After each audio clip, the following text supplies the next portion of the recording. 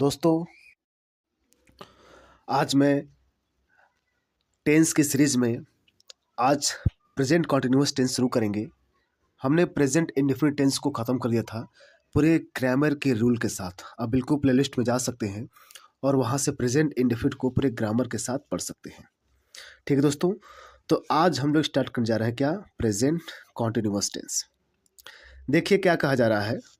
Present continuous tense का उपयोग किसी क्रिया एक्शन के वर्तमान समय यानी प्रेजेंट में जारी रहने या हो रही घटनाओं को दर्शाने के लिए किया जाता है। यानी हो रहे हैं या जारी हैं, कंटिन्यू है, तो उसके लिए इसका इस्तेमाल करते हैं। ठीक है, किसका इस्तेमाल करते हैं? Present continuous tense. इसके अंत में रहा है, रही है, रहे हैं, बैठा है, बैठी है, बैठे हैं, खड़ा है, खड़ी है, खड़े हैं। मतलब खड़ा होना भी एक क्रिया है, तो जब तक खड़ा आदमी तो क्रिया जारी है ना। क्यों? अगर कोई बैठा है कुर्सी पर तो बैठना क्रिया, और जब तक बैठा तब तक क्रिया जारी है उसका बैठना। ओके, तो ये सब चीज़ें हम यहाँ से देखेंगे, जब ध्यान दीजिएगा। और इसमें क्या बातें हैं, हम स्ट्रक्चर देखेंगे, कौन कौन से स्ट्रक्चर इसमें शामिल होते हैं, ये पूरी बात हम लोग समझने की कोशिश करेंगे। ध्यान दीजिएगा।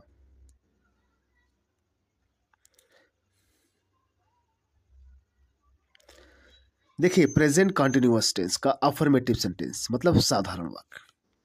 इसमें क्या होता है, इज एम आर का यूज होता है। क्या होता है? सब्जेक्ट के साथ इज एम आर, वर्ब के ये फर्स्ट फॉर्म होता है, first form of the verb, उसमें एनजी लगा देंगे ऑब्जेक्ट, उसके बाद जो बचेगा वो कहाँ चल जाएगा? अदर वर्ड में। ओके, वो अदर वर्ड में चलाएगा। जैसे वह एक किताब पढ़ रही है, तो सब्जेक्ट क्या है, कौन पढ़ रही है? वह, सी। अब इज का इस्तेमाल कहाँ होता है? सिंगुलर के साथ। ओके, सिंगुलर के साथ हम इज का इस्तेमाल करते हैं ना। आपको नहीं पता तो पहले आपको बता देता हूँ मैं, कहाँ थोड़ी सेट करते समय ये पीडीएफ में नीचे चला गया। ध्यान दीजिएगा, ये देखिए, हम हेल्पिंग वर्ब सहायक क्रिया इसका प्रयोग कहाँ करते हैं? ही, शी, इट, सिंगुलर सब्जेक्ट, और एम का यूज केवल आई के साथ करते हैं।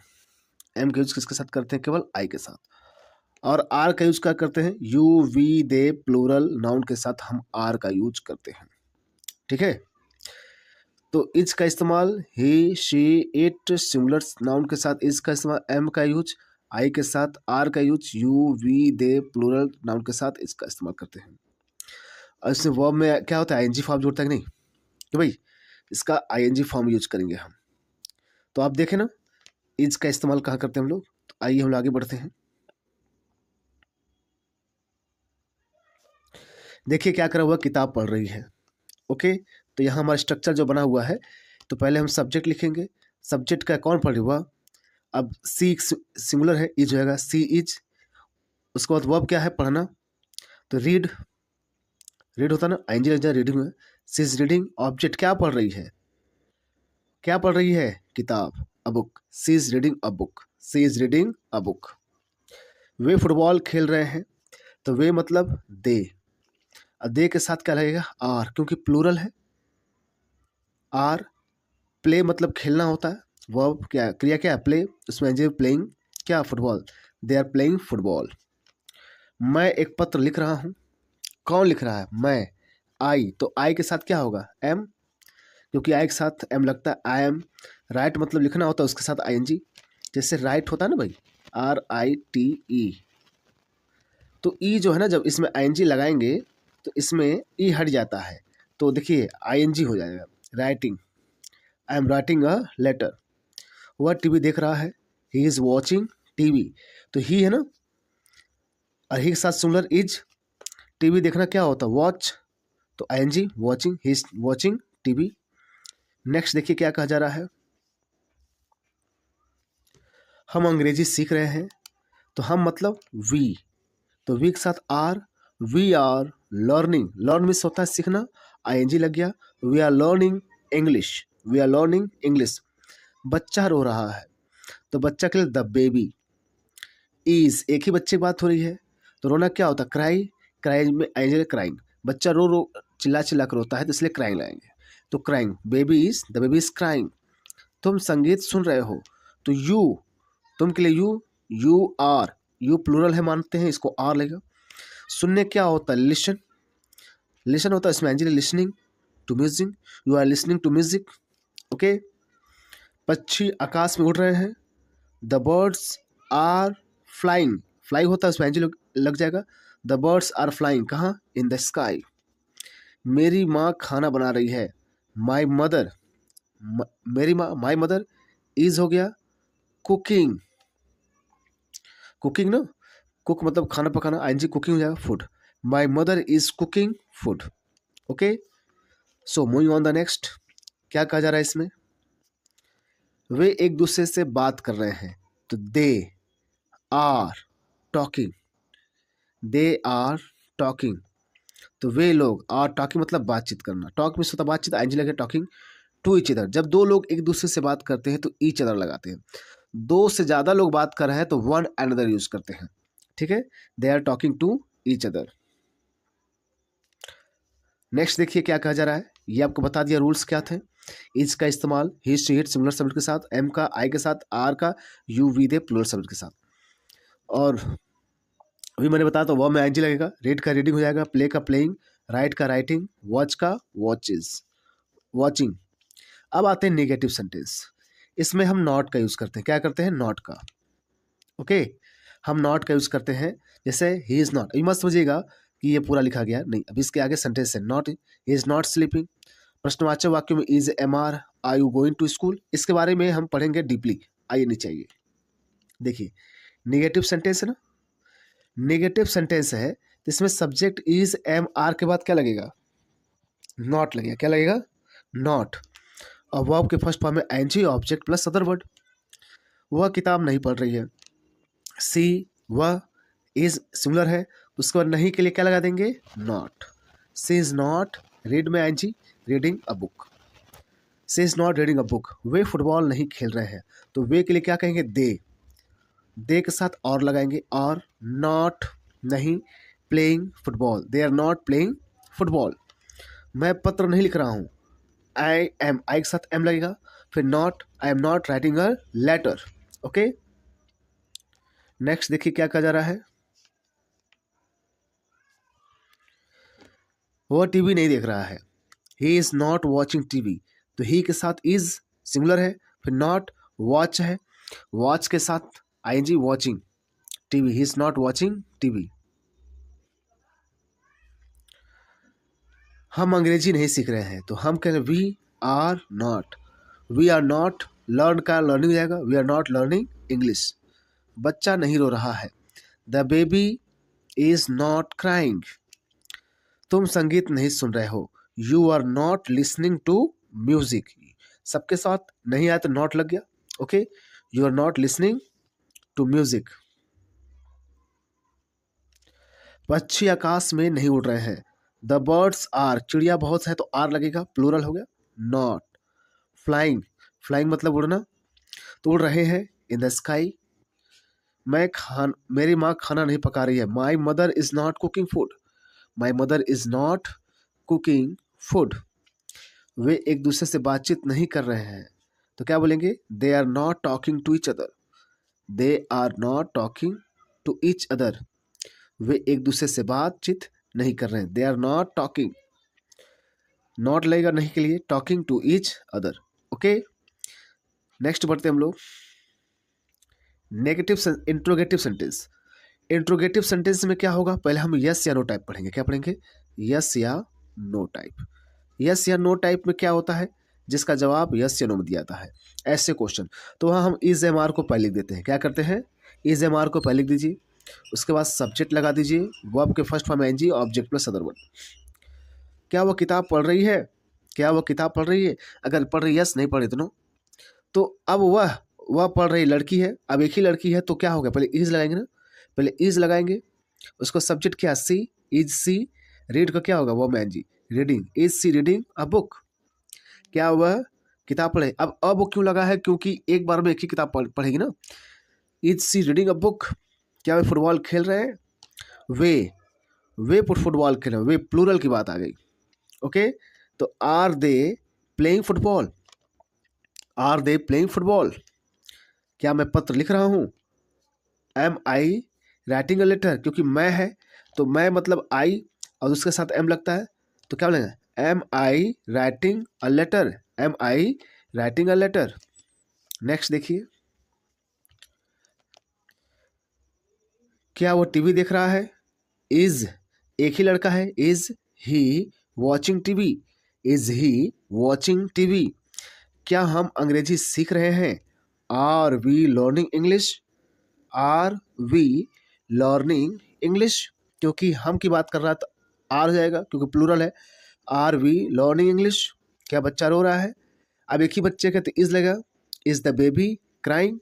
क्या तुम संगीत सुन रहे हो? Are you listening to music? Are you listening to music? क्या पक्षी आकाश में उड़ रहे हैं? तो कई पक्षियां हैं तो प्लूरल हो गए are the birds flying in the sky? Are the birds flying in the sky? क्या मेरी माँ खाना बना रही है? Is my mother cooking food? माता जी एक ही है तो इज लगेगा, is my mother cooking food? क्या आप एक दूसरे से बातचीत कर रहे हैं? आर दे, क्योंकि कई लोग हैं तो plural are they talking to each other? Are they talking to each other? अब देखिए W S type. W S type में क्या होता है जिसमें डब्ल्यू एस फैमिली आती है? वाट, वाई, वेयर, हु, व्हेन, ये सब डब्ल्यू एस फैमिली है। ओके, तो इनके लिए हम पहले हम क्वेश्चन वर्ड लिख देते हैं। क्या लिख देते हैं? क्वेश्चन वर्ड पहले लिख देंगे। ओके, उसके बाद हम वही इज, एम, आर और वर्ब के फर्स्ट फॉर्म में आईएनजी लगा देंगे। सब्जेक्ट लिखेंगे उसके बाद। ओके, उसके बाद आईएनजी फॉर्म लगा देंगे वर्ब का, वर्ब में आईएनजी। ठीक है, वर्ब में आईएनजी लगा देंगे, उसके बाद ऑब्जेक्ट प्लस अदर लिख देंगे। बाकी सब रूल वही है। तो आप लोग ध्यान से देखिए। क्या मैं क्या कर रहा हूँ? मैं क्या, तो पहले इसमें क्या शब्द आप बताना पड़ेगा जवाब में। मैं क्या कर रहा हूँ, इसके लिए हम इसको क्या शब्द बीच में भी आया है, इसके लिए इसके क्वेश्चन वर्ड की इंग्लिश लिखेंगे। क्वेश्चन क्या, क्वेश्चन वर्ड की इंग्लिश क्या है? व्हाट। व्हाट। ओके, तो व्हाट के बाद सब्जेक्ट क्या है? मैं ना, तो आई होता है, इसके लिए क्या हेल्पिंग वर्ब होता है? एम। व्हाट, उसके बाद एम लगेगा। व्हाट एम आई, सब्जेक्ट हो गया ना, आई, वर्ब में आईएनजी, डूइंग, डू होता है करना, ing. What am I doing? What am I doing? वह तेजी से क्यों दौड़ रहा है? वह तेजी से क्यों दौड़ रहा है? तो क्यों के लिए क्या बोलते हैं? वाई। अब इज एम आर में क्या लगता है? इज, वाई इज, सब्जेक्ट क्या है? He, why is he running? Running fast. Why is he running fast? वह कहाँ जा रही है? तो क्या बोलेंगे? वेयर। वेयर इज, वेयर के बाद क्या हो गया? इज हो गया, क्योंकि वह सब्जेक्ट एक ही है ना, she. Where is she going? Where is she going? दरवाजे पे कौन दस्तक दे रहा है? कौन, तो कौन के लिए क्या? हु। उसके बाद इज, हु के साथ इज, क्योंकि हु हमेशा सिंगुलर सब्जेक्ट की बात करता है, याद रखिएगा। ये हु अपने आप में ही एक सब्जेक्ट है, हु। क्यों? क्योंकि जो दस्तक दे रहा वही कौन है। क्यों? तो उसके बनाने का तरीका अफर्मेटिव की तरफ होता है, बस अंत में क्वेश्चन मार्क लग जाता है। और कौन के लिए WHO हु यूज करते हैं सब्जेक्ट के तौर पर, तो हु के साथ इज लगेगा क्योंकि सिमिलर है। अब वर्ब में आईएनजी, नॉकिंग, नॉकिंग मतलब होता है दरवाजा खटखटाना। हु इज नॉकिंग, कहाँ पर? At the door. Who is knocking at the door. Next देखिए क्या कहा जा रहा है। हम यात्रा के लिए कब निकल रहे हैं? कब के लिए क्या? व्हेन। ओके, अब इसके साथ सब्जेक्ट क्या है? हम, तो प्लूरल है तो वी इसके साथ आ लगेगा। व्हेन आर वी, निकलने के लिए लीविंग। लीविंग किसके लिए? For the trip. ट्रिप मतलब होता है यात्रा। When are we living for the trip? When are we living for the trip? Okay, वे परीक्षा की तैयारी कैसे कर रहे हैं? तो वे है तो हाउ, कैसे के लिए हाउ हो जाएगा। अब सब्जेक्ट वे है मतलब दे, इससे प्लूरल मानते हैं, इसके साथ आ लगेगा। हाउ आर दे, तैयारी करना क्या होता है? प्रिपेयर होता है तो ing, preparing for the exam. How are they preparing for the exam? वह कौन सा गाना गा रही है? कौन सा गाना, तो कौन से वर्ड के लिए उसके साथ नाउन यूज करते हैं? विच सॉन्ग बोलते हैं, उसके साथ नाउन लिखते हैं। तो कौन सा सॉन्ग, ये पूरा क्वेश्चन वर्ड है। अब एक ही सॉन्ग है, सॉरी सब्जेक्ट क्या हुआ? एक ही लड़की है तो इज होगा। Which song is she singing? वह किससे बात कर रही है। होम मतलब किससे, इज मतलब है, ही मतलब वह, talking to, whom is she talking to, वह किससे बात कर रही है। ओके, नेक्स्ट देखिए, तुम किसकी किताब पढ़ रहे हो, किसकी किताब पढ़ रहे हो, हुज बुक। तो देखिए विच सॉन्ग और हुज बुक इनके साथ संबंधित नाउन। ओके, जैसे हाउ मेनी, हाउ मच, इसके साथ भी हम संबंधित नाउन को साथ में लिखते हैं। Which book are you reading, are क्यों ना, क्योंकि सब्जेक्ट यू है। Which book are you reading, बच्चा क्यों रो रहा है। Why is the baby crying, why is the baby crying. So दोस्तों, आप लोग को मैंने ये प्रेजेंट कॉन्टिन्यूअस टेंस पूरा पढ़ा दिया, एक एक रूल को मैंने बता दिया। यदि आप चाहते हैं पीडीएफ लेना तो बिल्कुल आप कमेंट करिए, मैं आपको अपने पर्सनल जुड़ने का आपको तरीका बताऊंगा। ठीक है दोस्तों, और यदि आपको कुछ चीज़ ना समझ में आए तो भी कमेंट करिएगा, ताकि और मैं अपने अंदर सुधार करूं और आपको अच्छी तरह बताऊं। तो दोस्तों, यदि आप ग्रामर सीखना चाहते हैं, आप मेरे यूट्यूब चैनल पे जाइए, आप देखिए हिंदी से इंग्लिश में ट्रांसलेशन, इंग्लिश से हिंदी में ट्रांसलेशन, न्यूज़पेपर का translation, okay, grammar, English speaking, ये सब कुछ यहाँ पे सिखाया जा रहा है दोस्तों। तो यदि आप चाहते हैं सीखना तो बिल्कुल आप मेरे इस YouTube channel let's learn English से जरूर जुड़िए, ताकि आपको खूब फायदा हो सके। ठीक है दोस्तों, तो मिलते हैं हम लोग नेक्स्ट वीडियो में। Thank you very much.